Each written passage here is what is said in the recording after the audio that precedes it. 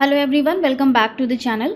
अगर आपका income tax return अभी तक प्रोसेस नहीं हुआ है तो उसके क्या क्या रीज़न्स हो सकते हैं। प्रोसेसिंग अभी तक स्टार्ट नहीं हुई है तो आप यहाँ पर क्या क्या चीज़ें चेक करेंगे और किस तरह से अपनी प्रोसेसिंग को स्टार्ट करवाएंगे या किस तरह से आप रिफ़ंड को इश्यू करवाएंगे, वो सारी चीज़ें आज के वीडियो में डिस्कस करेंगे। अगर आपके आईटीआर की प्रोसेसिंग रुकी हुई है, आपने काफ़ी टाइम पहले अपना आईटीआर फाइल किया था, सही से फाइल किया था, प्रोफेशनल से फाइल करवाया था या फिर आपको नॉलेज है आपने खुद इसको फाइल किया था लेकिन अभी तक प्रोसेसिंग नहीं हुई है, तो कुछ मेन चीज़ें हैं जो आपको यहाँ पर चेक कर लेनी है और उनको चेक करते ही उनके अगेंस्ट में एक्शन लेते ही आपका आईटीआर प्रोसेस हो जाएगा। तो चलिए देखते हैं कि आपको क्या-क्या यहाँ पर चेक करना है। सबसे पहले तो आपको ई-वेरिफ़िकेशन चेक कर लेना है, आपके आईटीआर का ई-वेरिफ़िकेशन हुआ है या नहीं।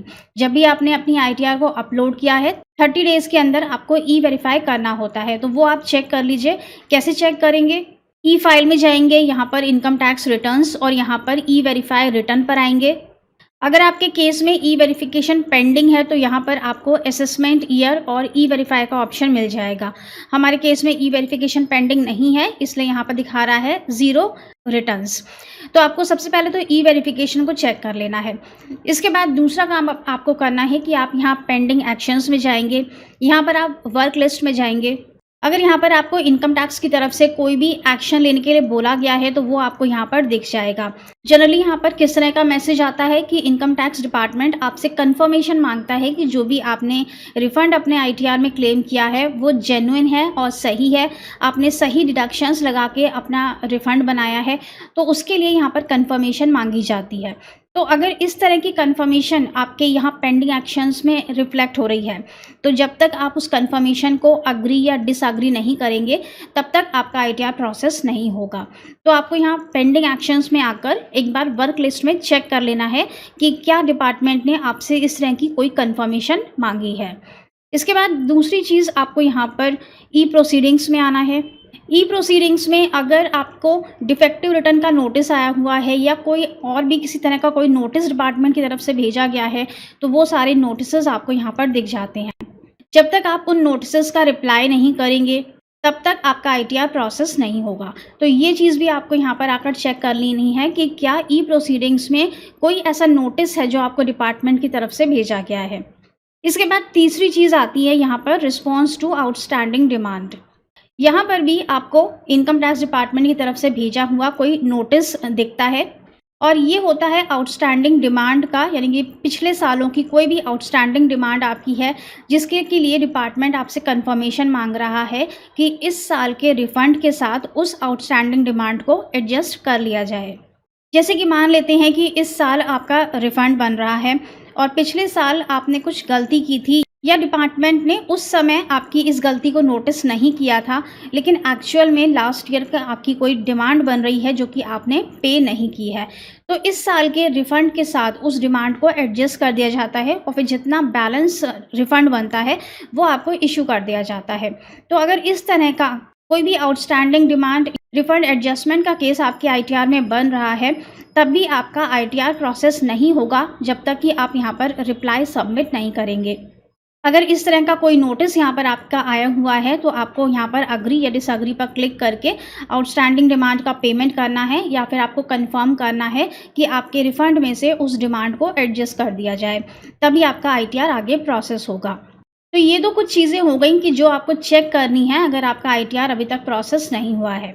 इसके बाद ये सब चीज़ें हमने चेक कर ली, यहाँ पर हमें कोई भी प्रॉब्लम नहीं मिली, इसके बाद भी हमारा आईटीआर अभी तक प्रोसेस नहीं हुआ है। तो अब यहाँ पर दो कंडीशंस हो सकती हैं कि या तो आपने अपना आईटीआर गलत फाइल किया है और या फिर डिपार्टमेंट की तरफ से आपके आईटीआर को प्रोसेस करने में देरी हो रही है।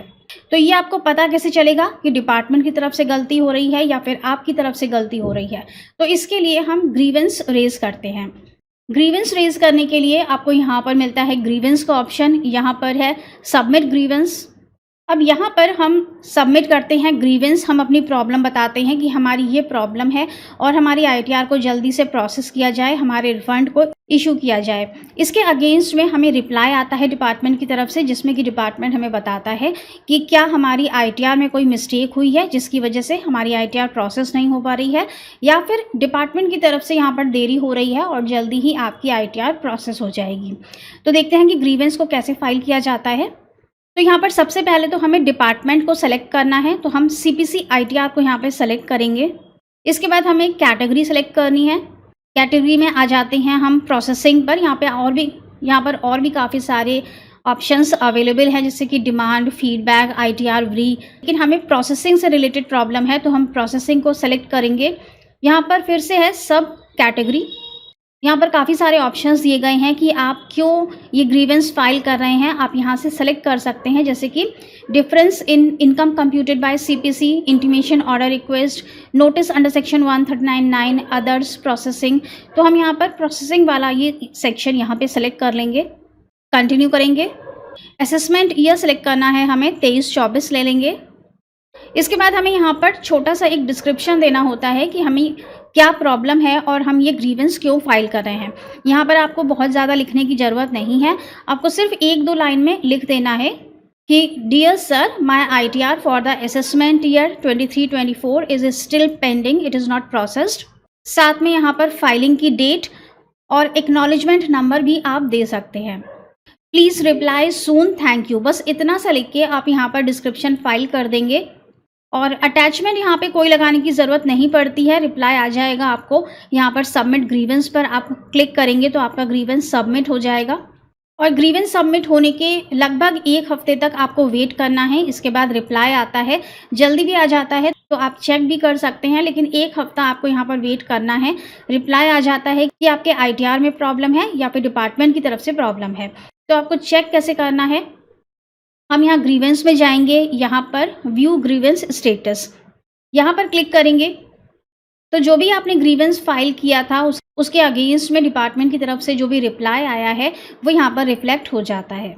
अकॉर्डिंगली आपको यहाँ पर एक्ट करना है। अगर डिपार्टमेंट की तरफ से कोई मिस्टेक है तो आपको वेट करना है, और अगर आपकी तरफ से कोई गलती हो रही है तो आप क्या करेंगे, आपको अपने AIS पर जाना है, AIS को ओपन करेंगे। इसके बाद आपने जो आईटीआर फॉर्म फाइल किया है उस आईटीआर फॉर्म को आप ओपन करेंगे। इसके बाद आपको दोनों चीज़ों का मैच करना है। आपके AIS में जो भी इनकम्स रिफ्लेक्ट हो रही हैं वो सब आपके आईटीआर फॉर्म में रिफ्लेक्ट होनी चाहिए। अगर आपने 26 AS से अपने आईटीआर फॉर्म को फाइल किया है और आपने AIS को कंसिडर नहीं किया है तो उस वजह से भी प्रॉब्लम आ सकती है, क्योंकि 26 AS में सिर्फ वही एंट्रीज रिफ्लेक्ट होती हैं जिनमें कि TDS डिडक्ट हो रहा है, लेकिन AIS में आपकी सारी एंट्रीज, सारी इनकम्स रिफ्लेक्ट होती हैं जिस पर कि TDS डिडक्ट हो रहा हो चाहे ना हो रहा हो। अगर आपकी शेयर्स से कोई भी इनकम आ रही है, शेयर मार्केट में आपके गेन्स हो रहे हैं या लॉसेस हो रहे हैं, वो आपने अपने आईटीआर में नहीं दिखाए हैं, तब भी आपकी आईटीआर प्रोसेस नहीं होगी। तो आपको AIS के अकॉर्डिंग यहाँ पे चेक करना है कि क्या क्या ऐसी इनकम्स हैं जो AIS में आ रही हैं लेकिन आपने अपने आईटीआर फॉर्म में नहीं दिखाई हैं। दूसरा रीज़न ये भी हो सकता है कि आपने गलत आईटीआर फॉर्म का सिलेक्शन किया हो। अगर आपकी सैलरी इनकम है और साथ में बिजनेस रिसीट्स भी आ रही हैं तो आपको आईटीआर 4 फाइल करना है। अगर आप आईटीआर 1 फाइल कर देंगे तो वो गलत है और तब भी आपका आईटीआर प्रोसेस नहीं हो पाएगा। तो आपको यहाँ पर 2 चीज़ें चेक करनी पड़ेंगी। एक तो AIS के अकॉर्डिंग आपकी सारी इनकम्स आपके आईटीआर फॉर्म में रिफ्लेक्ट होनी चाहिए, और दूसरा कि जो भी आपने आईटीआर फॉर्म सेलेक्ट किया है वो as per income tax rules वो सही होना चाहिए। बस ये कुछ ऐसे मेन पॉइंट्स थे जो आपको चेक कर लेने हैं अगर आपका आईटीआर अभी तक प्रोसेस नहीं हुआ है। इनमें से कोई भी अगर प्रॉब्लम है वो प्रॉब्लम सॉर्ट आउट होते ही आपका आईटीआर प्रोसेस हो जाएगा। तो बस फ्रेंड्स, आज के वीडियो में इतना ही। Thank you so much for watching this video. अगर हमारे वीडियोस आपको अच्छे लगते हो तो चैनल को सब्सक्राइब ज़रूर कर लीजिएगा, वीडियो को लाइक कर दीजिएगा। मिलते हैं नेक्स्ट वीडियो में। Till then stay safe and healthy. Bye bye.